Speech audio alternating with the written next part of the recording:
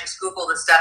Yeah, Patrick, you can Google. Good luck Googling it, because when you Google it, you get 20 different links, and all they do is take you from one rule to the other rule to the back to the first rule. So yeah, Google, go for it. It's not that easy. And Trent says that he's excited that we're working together, and he kind of made a typo about that. But Trent, I thought that was funny. And then question, did Max Homa inadvertently improve his lie before his shanked attempted lob at Bay Hill? I saw the shanked attempted flop, but I did not see the him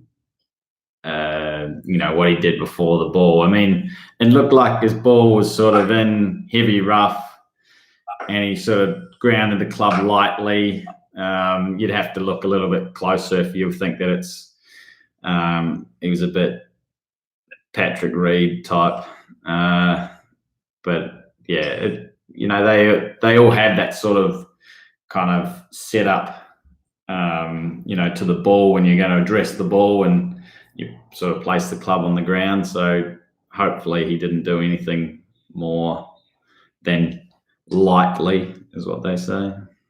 Yeah, so let's talk about the camera and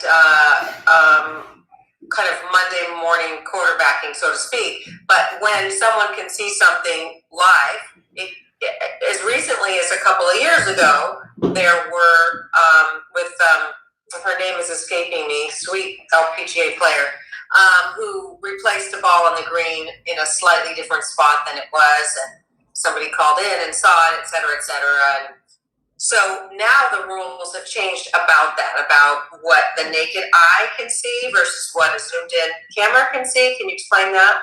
Yeah, Lexi Thompson is the one you're talking about. Yes. But more importantly was the other one, the Anna Nordquist one in the bunker, where her club touched about 3 grains of sand, that you wouldn't have been able to see as a player, even if you were 5-10 meters away. But as they have, HD TV slow-mo, it picked it up. So if there's stuff that can be seen by the TV, that can still be used to get a player out of a penalty, or for a player to incur a penalty. It's just that if it's so high definition that you couldn't actually see it with your own eyes, then that can't be used to penalise a player. Does that make sense? Right. It does. And thank God. Patrick is so glad. And yeah, you would be lost, Patrick. I'm not sure why I'm picking on you, Patrick, but it's fun. Andres has a question. Could David explain, I haven't read this, hopefully he's not saying anything inappropriate. Could David explain why rules are so serious and demand so strongly to sign cards and demand the player to know their exact handicap? Well, I mean, golf is based around competition, so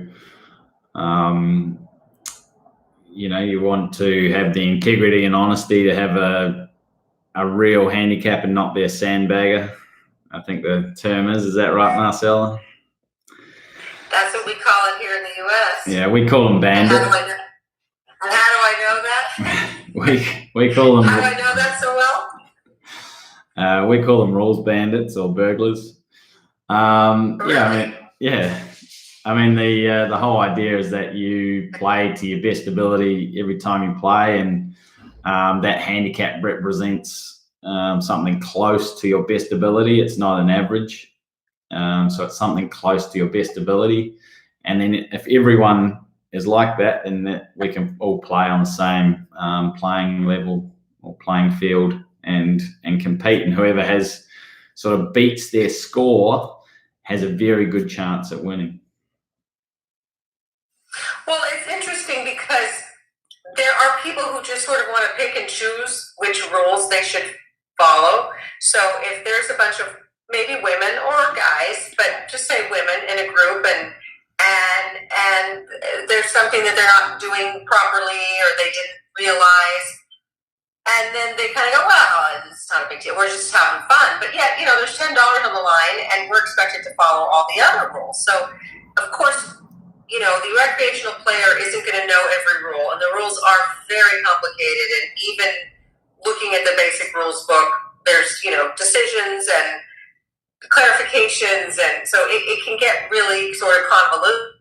But it's not fair to say, well, I want to play by these, but I don't really need to know about those. You know what I mean? Or that one's not that big of a deal.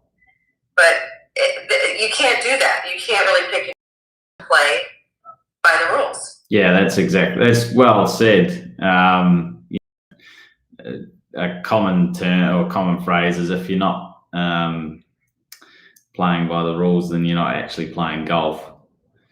Whether you agree with the rules or not, they are there. They've been developed over hundreds of years, and it's just easier to follow them. I realize that there's a lot of difficult ones out there, but that's what we're here for, to help you out on the tricky ones and even the easier ones. Yeah, definitely. None of them are easy, really. So here's a question. While this is a little bit, that's interesting. While playing in an alternate shot stroke play competition, one of the other competitors, so the other pair in the foursome, one of them has hit an air shot, or basically whiffed, and then realizes that the ball they attempted to hit was a wrong ball. In other words, not their ball. What's the penalty, and who out of that pairing hits the next shot, because it is alternate shot? And they did find that ball within 3 minutes. So alternate shot is a foursome competition. So the player has played out of turn, so they get the general penalty. The fact that they've also hit a wrong ball or not hit a wrong ball, they would get the general penalty for that. So stroke play, that would be 4 strokes. However, under 1.3, that would be a related act, and you'd only get the 2-stroke penalty. So then the correct player to play would have to go and find their original ball to make a stroke at. So that 1.3 that you're referring to is kind of a cool thing that came with the new rules in 2019, that there's a limit. Certain rules aren't, I don't know what the technology, or the terminology is for them, but they aren't serious breaches, I guess. And so they max out, because there can be issues where you've got another stroke plus a stroke plus a stroke plus a stroke, and you can end up with an 8-stroke penalty for something, versus this new rule where they can limit. Can you explain what that means? It might surprise you to know that this is an old decision. Oh, no, I didn't. So it was in the decisions book prior to 2019, and now it's just been moved to the rules, basically, and just talks about related acts. And so there's basically, for some situations, there's a maximum penalty you can get even if you stuff up more than once. So if you hit from a wrong place and hit a wrong ball, you'd only incur the 2-shot penalty for the wrong ball, instead of like a 4-shot penalty in stroke play for both. If you cause your ball to move and then hit it from another position, so you didn't replace it, technically that's a 3-shot penalty, but they make it so that's only a 2-shot penalty. That's actually in rule 9.4 rather than 1.3, but it's a similar just in a similar vein. So yeah, there's a couple, like if you remove sand from behind your ball and then you do it again, that's 2 acts, but it's a related act, so you'd only get the penalty once. If you ground the sand, you ground your club in sand, if you make a practice swing in the bunker and you also ground your club behind the ball, yeah, you still only get the 2 shots rather than 4 shots. So yeah, it's just sort of related acts, but there are other ones that you can get 4-shot penalties for. Okay, so here's one. This happened to me. I was playing in a stroke play competition. It was a co-ed competition in Palm Desert, and it was, I think it was a PGA teaching experience, and you got to spend some time with the pro, and then he became for 2 or 4 hours earlier that day, and then you play the stroke play competition, and your pro becomes your caddy. Yeah. And these 2 brothers, father son, were playing together, and I was happened to be in a cart with another nice lady who was a newer golfer. Well, the father, who was, probably in his 60s, didn't play a lot of golf. He got into the bunker, and this was at least 2 or 3 years ago. He got into the bunker and went to go to try to hit his ball, except that when he walked into the bunker,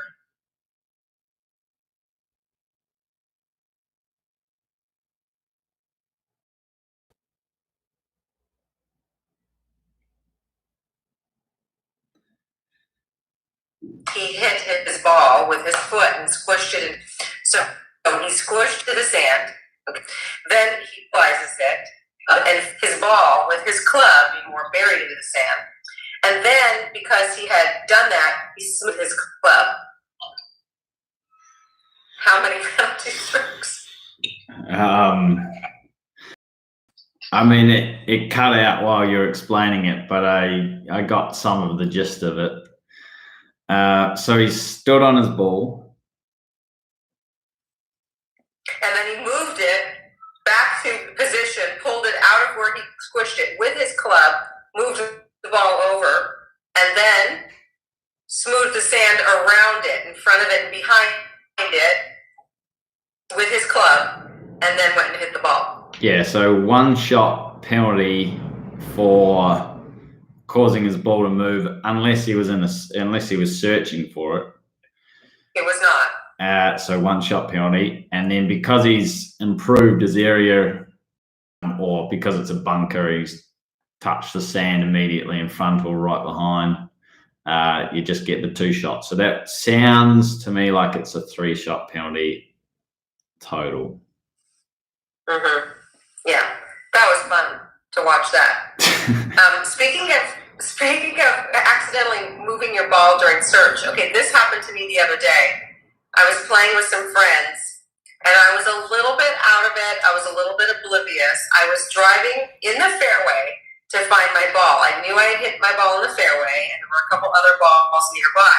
And I'm driving in the cart, and I accidentally ran over my ball. But I was looking for my ball. I was searching for my ball. But the competitors said, "You weren't searching. It's in the flippin' fairway. How is that searching?"